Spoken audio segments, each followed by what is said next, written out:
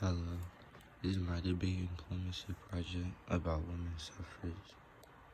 Starting off in the early days in 1776, Abigail Adams writes to her husband John, who was attending the Continental Congress in Philadelphia, asking that he and other men who were working at the Declaration of Independence to remember the ladies.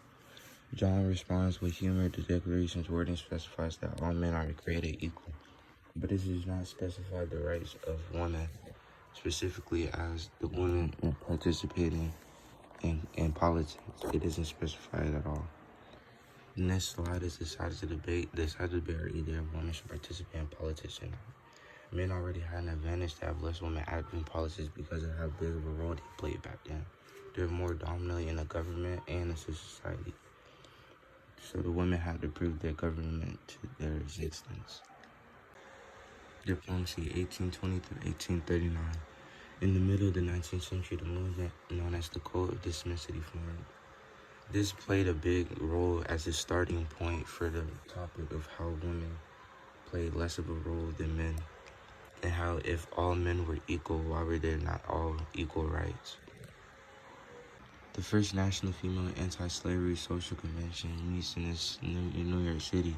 This is the first convention that was ever created to bring a part of all women to start taking actions against women's suffrage because it wasn't fair back then.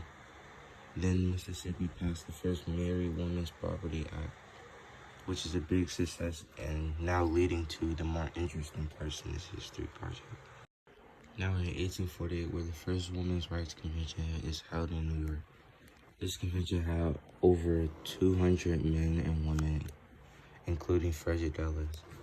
This convention could play a key role into the women's success.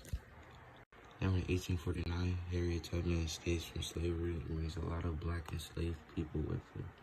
This played a big role for the black people that wanted to vote because they were now just learning about their rights and where they lived at. Diplomacy, 1869 through 1880. Suffrage movements came to a halt because of the Civil War.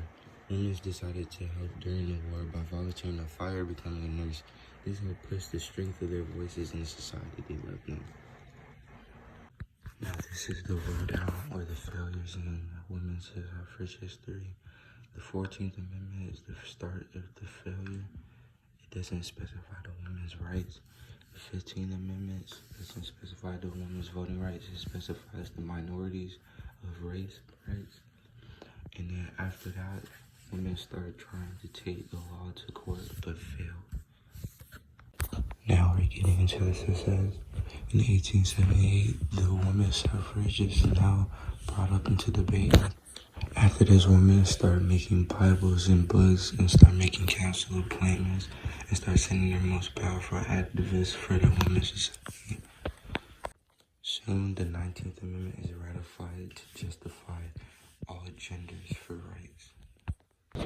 In this states, the rights of citizens should not be judged by gender.